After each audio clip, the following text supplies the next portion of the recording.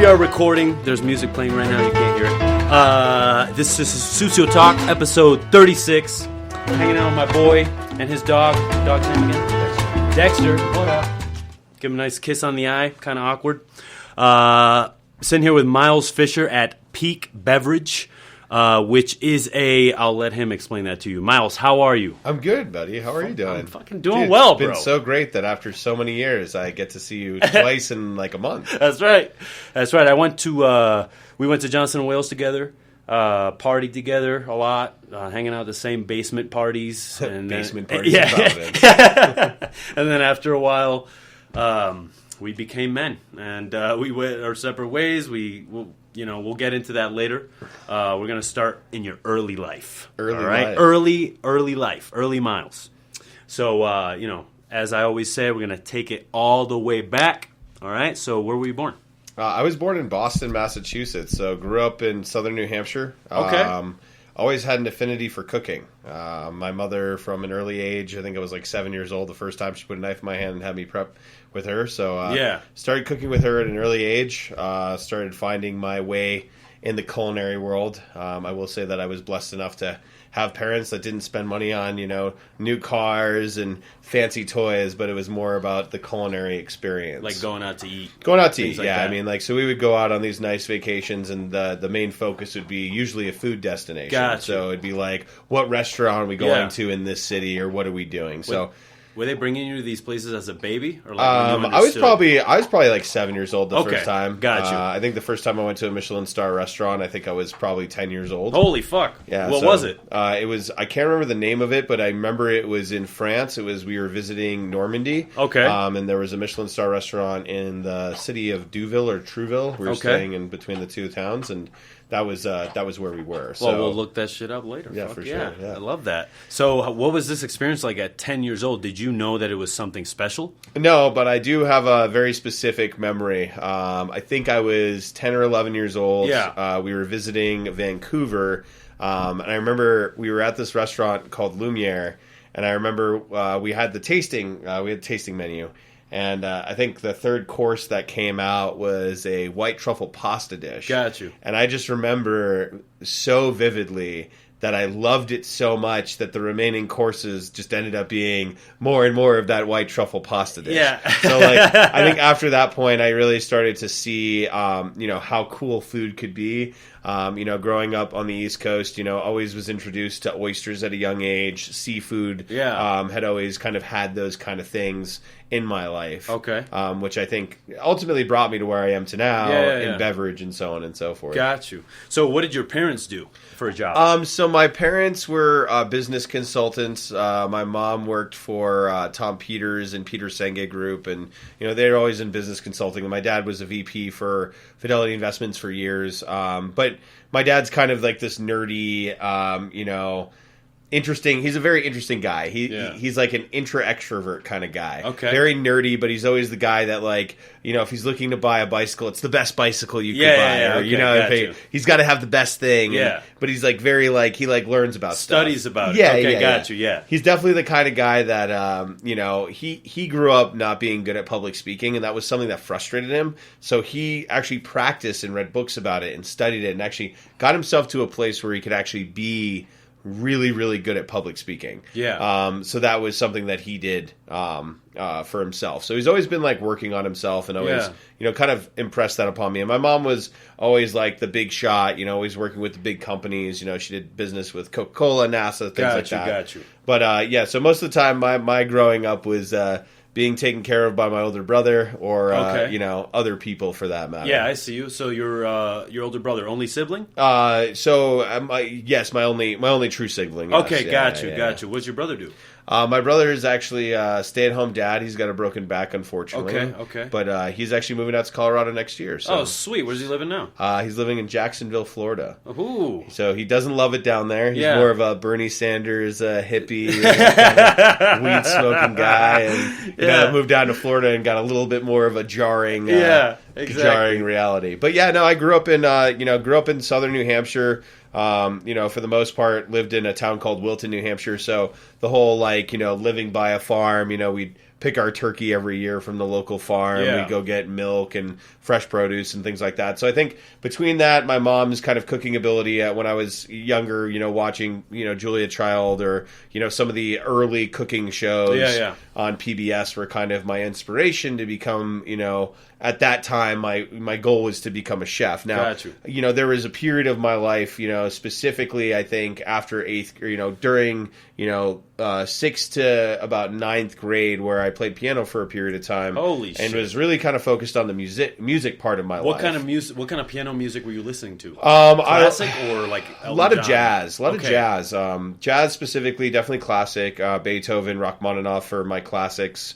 Mozart. I like Mozart, but I'm more of like the Beethoven, a little bit bigger, heavier sounding piano players. Got you. But also really love jazz. Thelonious Monk. Really enjoyed Chick Corea, Herbie Hancock. Was actually lucky enough to see them both play before. Their one of their last tours that they played together. Holy shit. So that was really cool to see some of my idols there. I played piano for a while, and then, as I started to get out of that, way of expressing myself through art, I kind of found cooking as my next art form. Got you. Which I think kind of translated into how I thought about food and how I think about food. Yeah. Did you have any aspirations of going to culinary school? Was that your route?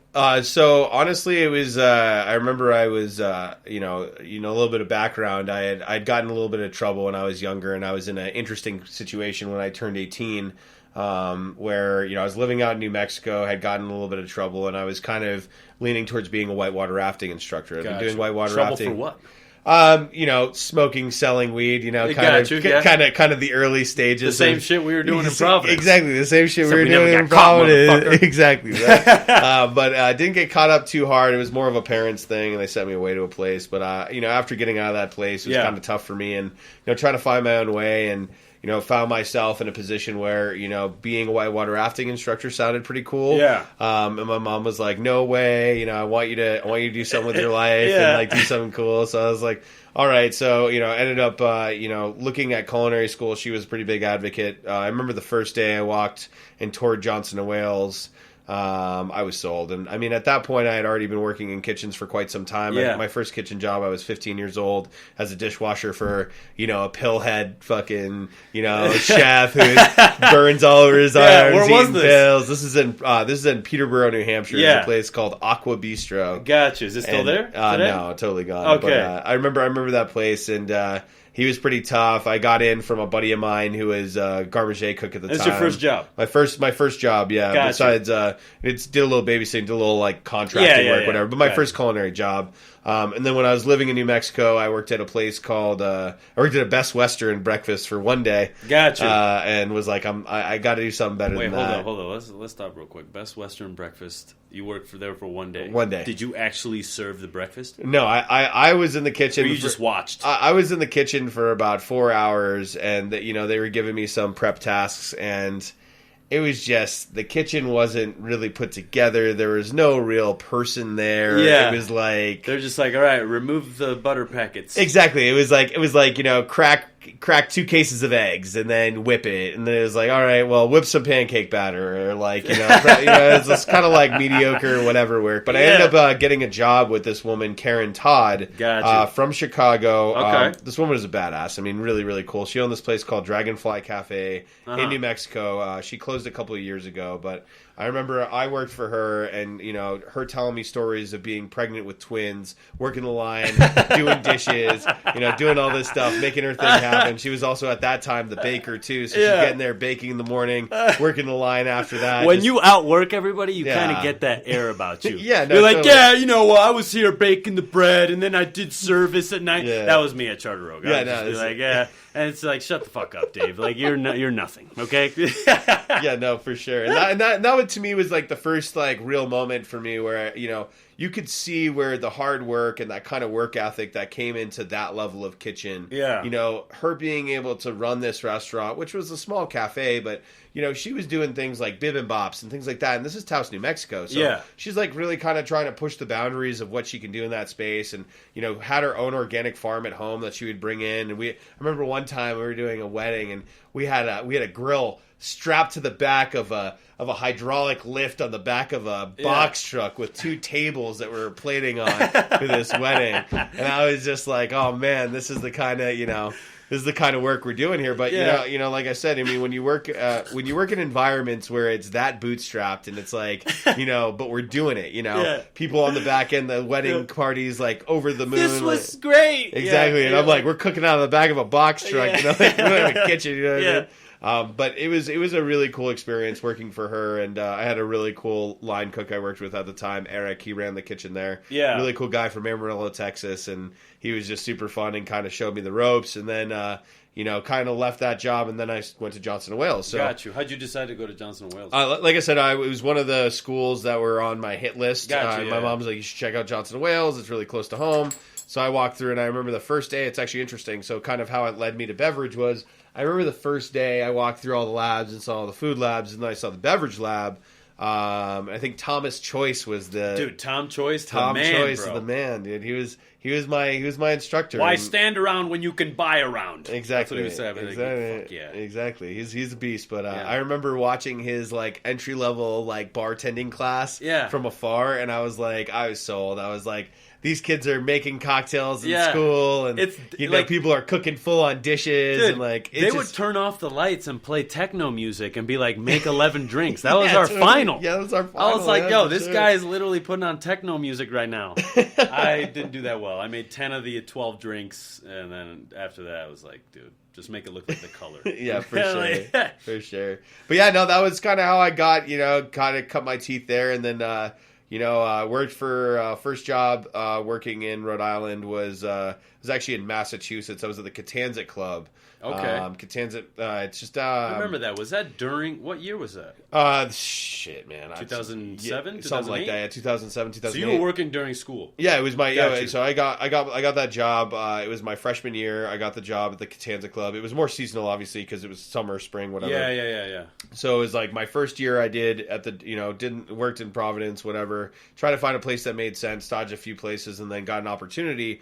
Had a couple of friends who were going to go work out there, and they were like, look, the pay's awesome. It's a country club. Yeah. I mean, they were paying at the time, I think, $16, $17 an hour. And as like a fresh culinary student, you're like, that's good money. Baby. You know, I'm a chef. You know, I remember times walking around the dorms asking people for loose change just to get enough money to get gas money. Exactly. Like, but eating those shitty pizza. Yeah, those pizzas the from Camco pizzas.